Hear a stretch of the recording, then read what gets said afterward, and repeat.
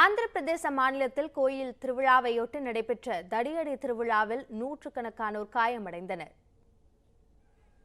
ஆந்திர பிரதேச மாநிலம் கர்னூல் மாவட்டத்தின் தேவர்கட் மலையில் அமைந்துள்ள புகழ்பெற்ற மல்லேஸ்வர சுவாமி கோவிலில் ஒவ்வொரு ஆண்டும் கல்யாண உற்சவ விழா நடைபெறுகிறது. கல்யாண உற்சவம் முடிவடைந்த பின்னர் உற்சவ மூர்த்திகளை கைப்பற்றுவதற்காக அந்த பகுதியைச் சேர்ந்த 23 கிராமங்களைச் சேர்ந்த மக்கள் 2 குழுக்களாக பிரிந்து நள்ளிரவில் தங்களுக்குள் தடியடி நடத்தி மோதிக்கொள்வது வழக்கம்.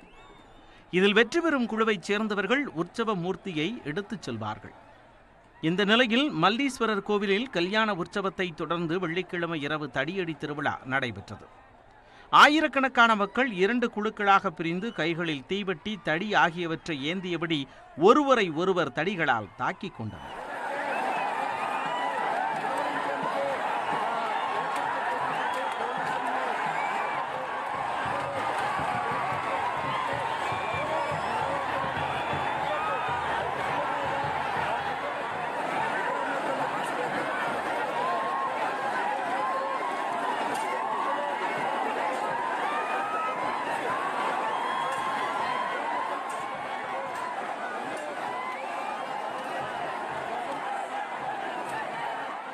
இதில் நூற்றுக்கணக்கானோர் காயமடைந்தனர். மேலும் சிலர் படுகாயமடைந்தனர்.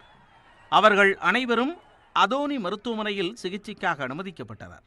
100 ஆண்டுகளுக்கு மேலாக நடைபெற்று வரும் இந்த தடியடி உற்சவத்தை தடுத்து நிறுத்த அதிகாரிகள் முயற்சி மேற்கொண்டு வருகின்றனர். எனினும் ஊர் மக்கள் ஏற்க மறுத்து உற்சவத்தை நடத்தி வருவதாக காவல்துறையினர் தெரிவித்துள்ளனர். சென்னை கொளத்தூர் தொகுதியில் வருமுன் காப்போம் திட்டத்தின் கீழ் மருத்துவ முகாமை முதலமைச்சர் மு.க.ஸ்டாலின் தொடங்கினார்.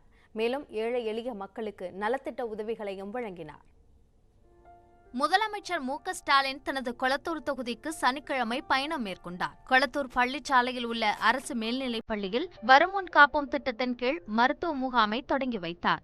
அப்போது பொதுமக்களுக்கு வழங்கப்படும் சிகிச்சை முறைகளை பார்வையிட்டார்.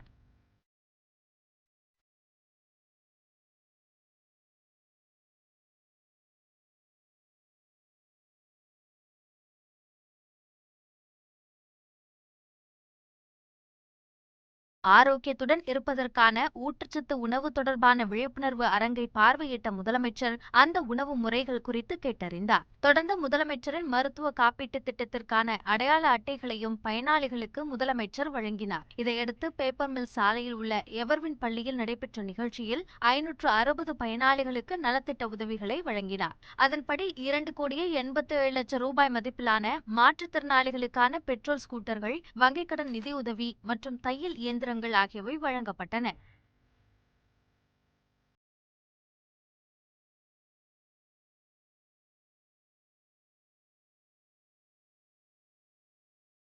நிகழ்ச்சியில் அமைச்சர்கள் சேகர்பாபு, மா. சுப்பிரமணியன் உள்ளிட்டோர் கலந்து கொண்டனர். தொடர்ந்து தமிழ்நாடு மெர்கன்டைல் வங்கி சார்பில் வழங்கப்பட்ட ஆம்புலன்ஸ் வாகனத்தையும், கொரோனா தடுப்பூசி செலுத்தும் பணிகளுக்கு உதவும் வகையிலான 2 வாகனங்களையும் முதலமைச்சர் ஸ்டாலின் கொடியசைத்து தொடங்கி வைத்தார். JKM காலனியில் உள்ள மாநகராட்சி பள்ளிக்கு புதிய கட்டடம் கட்ட 1 கோடி ரூபாய்க்கான காசோலையை வழங்கிய முதலமைச்சர் 70 மாணவர்களுக்கு கல்வி உபகரணங்களையும் வழங்கினார். முன்னதாக சென்னை தாம்பரத்தைச் சேர்ந்த 9ஆம் வகுப்பு படிக்கும் சர்வேஷ் எனும் சிறுவன் குமரி முதல் சென்னை வரையிலான 750 கிலோமீட்டர் தூரத்தை மாரத்தான் ஓட்டமாக 2 வாரங்களில் கடந்து சாதனை புரிந்துள்ளார். சென்னை வள்ளுவர் கோட்டத்தில் நடைபெற்ற நிறைவு நிகழ்ச்சியில் முதலமைச்சர் மு.க.ஸ்டாலின் கலந்து கொண்டு வாழ்த்து தெரிவித்தார். மாபெரும் தமிழ் கனவு எனும் புத்தகத்தையும், ஆசிய புக் ஆஃப் ரெக்கார்ட்ஸ் உலக சாதனைக்கான அங்கீகார சான்றிதழையும் வழங்கி முதலமைச்சர் பாராட்டு தெரிவித்தார்.